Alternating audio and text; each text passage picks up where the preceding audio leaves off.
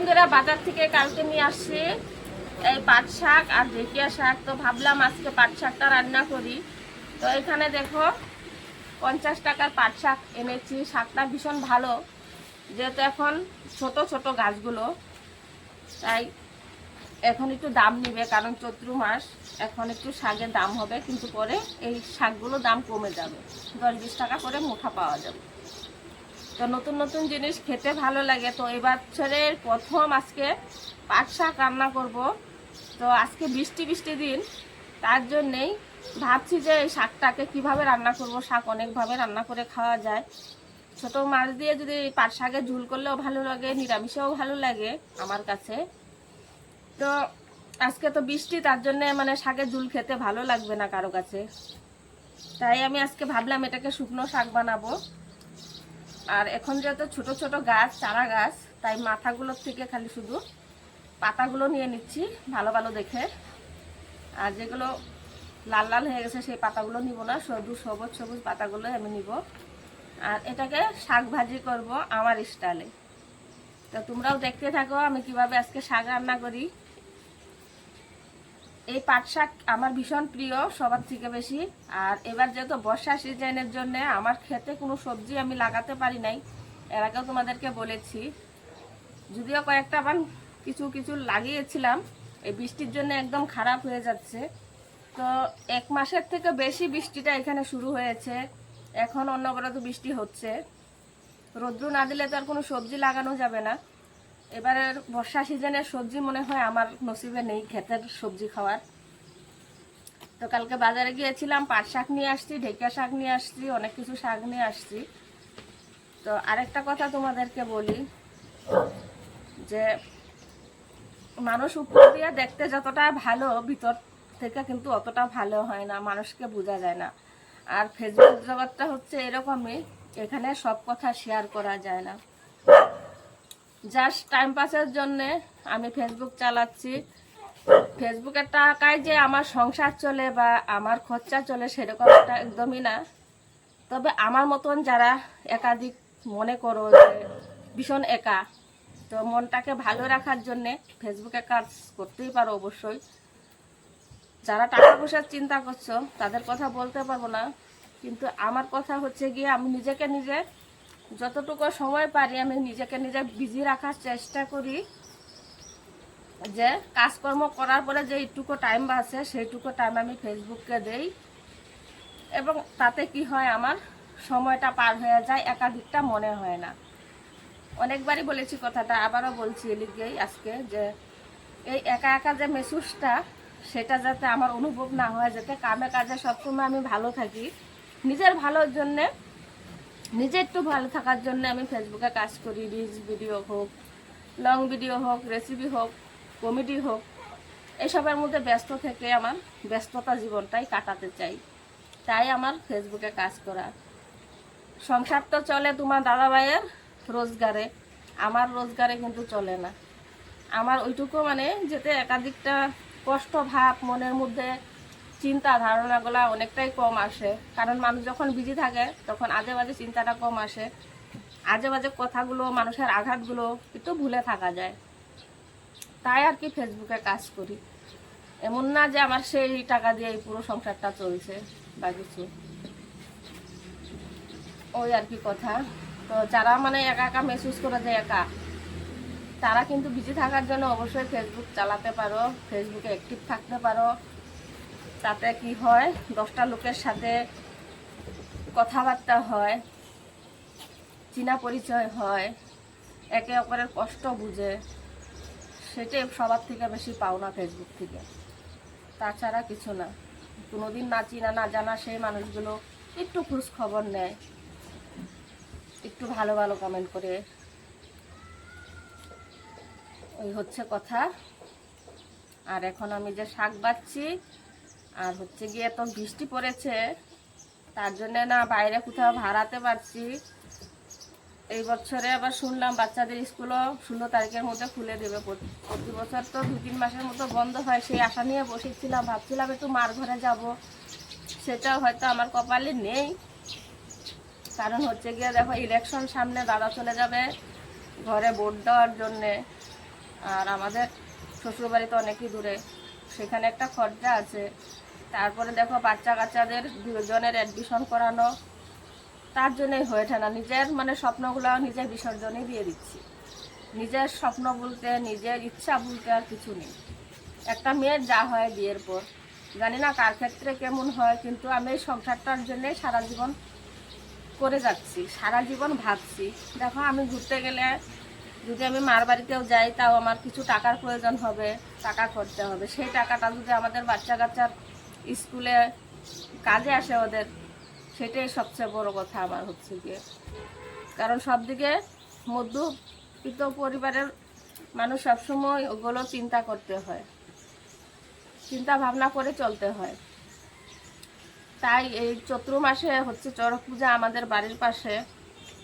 তো অনেক বছর থেকে যাই না, বিয়ের পর কয়েকবার বেশ গিয়েছিলাম, কিন্তু এখন আমার ছোটো ছেলে জন্ম হওয়ার আগের থেকে যাই না। ছোটো ছেলে 6 বছর হয়ে গেছে, আমার বাবা মারা গিয়েছে 3 বছর পার হয়ে 4 বছরের দিকে হওয়ার দিকে। বাবা মরার পরে কিন্তু আমি আর আমাদের ঘরে যাই না। হয়তো ভাবে যে আমাদের বাড়ির পাশে জগদ্ধাত্রী পূজা হয়, তারপরে বাসন্তী পূজা হয়, সেই অকেশনগুলোতে অ্যাটেন্ড হব, কিন্তু তাও হয় না। এবার ভাবছিলাম চড়ক পূজাতে যাব ঘরে, তোমাদের সাথেও। তার জন্যে আমি আমাদের বাপের বাড়ির কোনো ভিডিও শেয়ার করতে পারি না। তাই বলে এমনটা না যে আমার বাপের বাড়ির সাথে আমার কোনো সম্পর্ক খারাপ বা কিছু ঝগড়াঝাটির জন্য যাই না, সেরকম কিছু না। কিন্তু আমার নিজের দিক থেকে আমি নিজে চিন্তা করে করে আমি যেতে পারি না। আর এবং কি তোমার দাদাভাই যে না করে সেটাও না, নিজেই দেখছি নিজের চোখে। একা মানুষ ইনকাম করে, তো আমরা যদি একটু চিন্তা ভাবনা না করি তো কিভাবে সংসারটা চলবে বলো? আর বাচ্চা কাচ্চা যখন পড়ার বয়সটা কিন্তু ফিরত আসে না বারবার। এই যে এখন যদি ভালো করে পড়াতে না পারি, এই পড়াটা ওরা আর পাবে না। তার জন্যই সব কিছু বাদ দিয়ে ওদের জন্যই চিন্তা করে চলছি। জানি না ভবিষ্যতে বাচ্চারা বড় হয়ে আমাদেরকে দেখবে কি না দেখবে, সেই আশা করে না, কিন্তু ওরা একটু মানুষের মতন মানুষ হোক, একটু মানুষের মতন যেন বাঁচতে পারে, বাপের মতন যেন মানুষের কাজ করতে না হয়, সেই চিন্তা ভাবনাই মাথায়। তো আমার ফ্যামিলিগত ব্যাপারে বা আমার নিজের পার্সোনাল কথা অনেকই কম বলি তোমাদের সাথে। সবসময় হাসি খুশি থাকি, হয়তো ভিতরে অনেক কিছু চলে, কিন্তু বাইরে দিয়ে খুশি বাসি সবসময় তোমাদেরকে দেখাই। মানুষ ওইটাই সবসময় কমেন্ট করে ভাবে আমি খুব ভালোই আছি, কিন্তু না বন্ধুরা, যার যারটা শেষে বুঝে নিজের নিজের সংসারে ঝামেলা নিজেরাই বুঝতে পারে, ওগুলো বাহিরা মানুষ বুঝবে না, আর ওগুলো বলেও লাভ নেই। তাই আমি খুব কমই শেয়ার করি। আমার দেখবা নিজের কথা আমি অনেক কম শেয়ার করি, কারণ এই ফেসবুকটাতে আসছি যাতে নিজে একটু ভালো থাকি, একটু খুশি থাকি, যাতে আমি টেনশনগুলো ভুলে থাকতে পারি। আর সেই টেনশনের কথা যদি তোমাদের সাথে গল্প করতে থাকি, তাহলে কিন্তু আমার সেই স্মৃতিগুলো মনে পড়ে যায়, মানুষের কষ্টগুলো, যে খারাপ সময় মানুষ এরকম অবহেলা করেছে আমাদেরকে, সেই জিনিসগুলো মনে পড়ে যায়। জানি না ভাই বোনের সম্পর্ক কি হয়। তো আমার যে দিদি, তার কথা আমি সব সময় বলি, এখনও বলছি, আমার দিদির মতন মা বাবার পরে যে ভালোবাসে, সেই একমাত্র দিদিই হয়।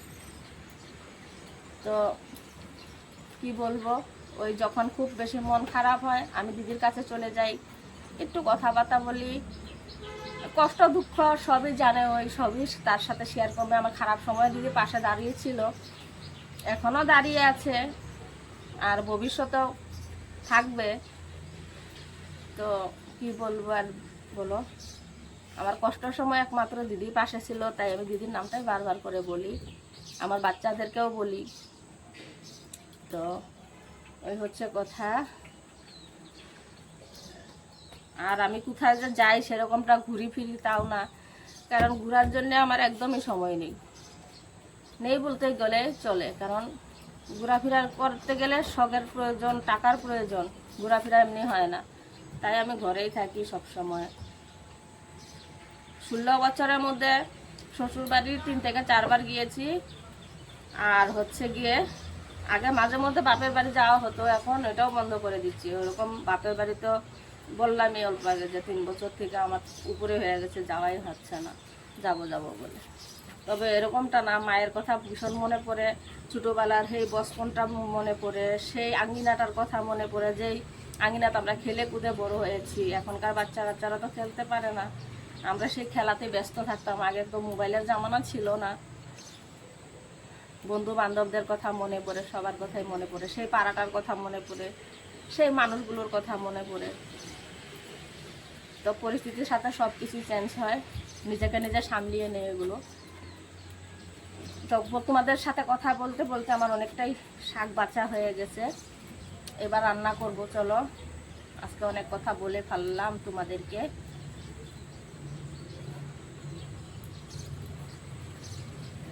আমাদের দুই বোনের মধ্যে আমরা কোনোদিনও ঝগড়া করিনি, কোনোদিনও না। যে দিদি আর আমি কোনোদিনও আমরা ঝগড়াও করিনি বা কেচাল করিনি। অনেকের মধ্যে অনেক ঝগড়া, হিংসা হিংসি অনেক কিছু হয়, কিন্তু আমাদের দুজনের মধ্যে কোনো হিংসা হিংসি নাই, না কোনো ঝগড়া আছে। আগে পাশাপাশি ছিলাম, দিদি সকাল বিকাল একটু দেখার জন্য চলে আসতো, বা আমি দৌড় মেরে চলে যেতাম। কিন্তু এখন তো অনেকটা দূরত্ব হয়ে গেছে, তার জন্য না দিদি আসতে পারে, আর আমিও যদি যাই 1-2 মাস 3 মাস পর দেখা হয়। ওই চলছে।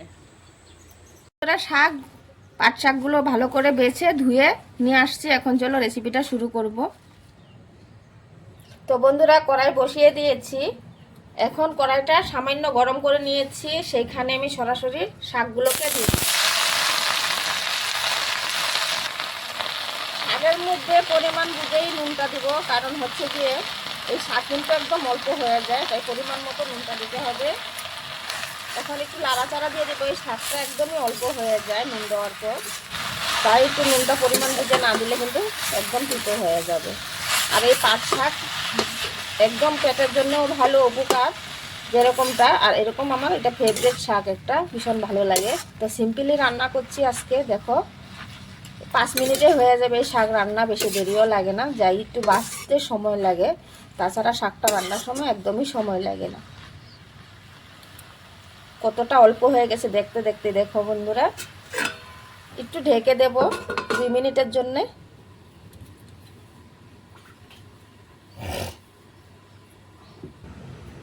তো বন্ধুরা 2 মিনিট পর এখন ঢাকনাটাকে উঠিয়ে দেব। শাকের যা জল বেরিয়েছে এটাকে শুকিয়ে নেব একটু। কতটাই হয়ে গেছে, এতগুলো শাক দেখো একদম অল্প হয়ে গেছে। যেহেতু লোকজন কম, আমার এক বড় ছেলে খাবে আর আমি খাবো, হয়ে যাবে দুজনা। তোমার দাদাভাই তো নেই, সকাল সকাল টিফিন নিয়ে চলে গেছে, সকালে যা রান্না করেছিলাম তাই নিয়ে চলে গেছে। এখন শাকটা গরম গরম বানিয়ে খেলে ভালো লাগে, কিন্তু ভাতটা ঠান্ডা হয়ে গেছে একবারে। শুধু বানিয়ে নিয়েছিলাম সকালে, অল্প করে চাউল বানালে একদমই কিন্তু ভাতটা ঠান্ডা হয়ে যায়। আর হচ্ছে গিয়ে ওই তো সাইডের খাওয়া তোটা খেতে পারে না, মানে কাজের জায়গায় বসে খাওয়ার ওরকম সুবিধা নেই, তাই অল্প করে খায় দুপুরে। শুধু রাত্রির খাওয়াটা আর সকালের খাওয়াটা খেয়ে যায় ভালো করে, তাছাড়া দুপুরের খাওয়া তোমার দাদাভাইয়ের একদমই হয় না।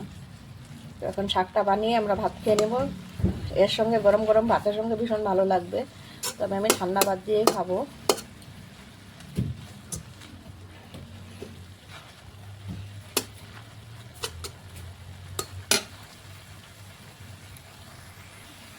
তো বন্ধুরা, এখন শাকের জলটা প্রায় শুকিয়ে গেছে, গায়ে মাখা আছে। এখন আমি নামিয়ে তেলটা দিয়ে দেব, কারণ এখন অবধি আমি তেল দিইনি। থালাটা সরাসরি উঠিয়ে নিচ্ছি, নিয়ে এখন তেল দিয়ে দেব। আর এই পাট শাকের মধ্যে শুধু পেঁয়াজ দিয়ে ভালো লাগে আমার। তো নিরামিষ দিন হলে এটার মধ্যে একটু কিন্তু আদা সম্বার দিয়ে খাওয়া যায়, তবে নিরামিষ খাবো না যদি, একটু পেঁয়াজ সম্বার দেবো। এখন প্রথমে দিয়ে দেব সরষের তেল।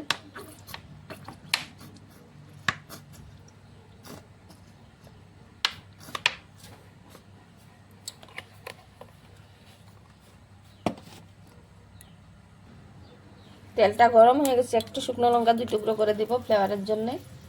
আর বিশেষ করে শুকনো লঙ্কাটা আমার ভীষণ খেতে ভালো লাগে, তাই আমি একটু দিয়ে দিচ্ছি। একটু কালো কালো হয়ে নেক লঙ্কাগুলো। লঙ্কাগুলো কালো কালো হয়ে গেছে, এখানে পেঁয়াজ কুচানো আর 2টো কাঁচা লঙ্কা ফেলে দিয়েছি।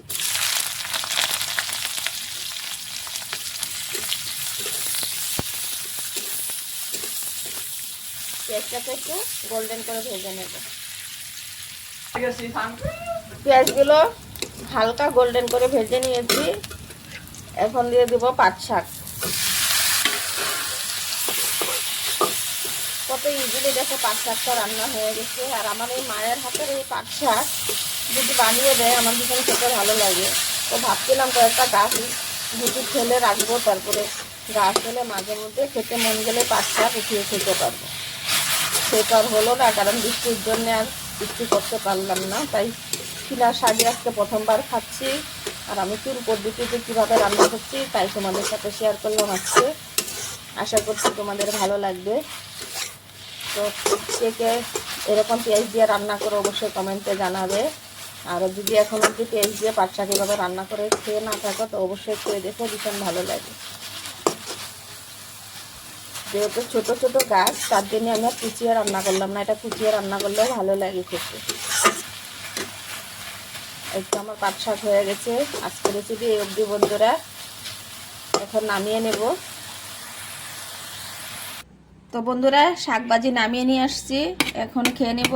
তো আজকে রেসিপিটা এখানেই শেষ করব। রেসিপি ভালো লাগলে অবশ্যই চ্যানেলটিকে সাবস্ক্রাইব করে রেখো, আর যদি ফেসবুক থেকে ফলো দিয়ে রেখো। পরবর্তী আবার চলে আসবো নতুন কিছু রেসিপির সঙ্গে করে। ততক্ষণের জন্য ভালো থেকো, সুস্থ থেকো।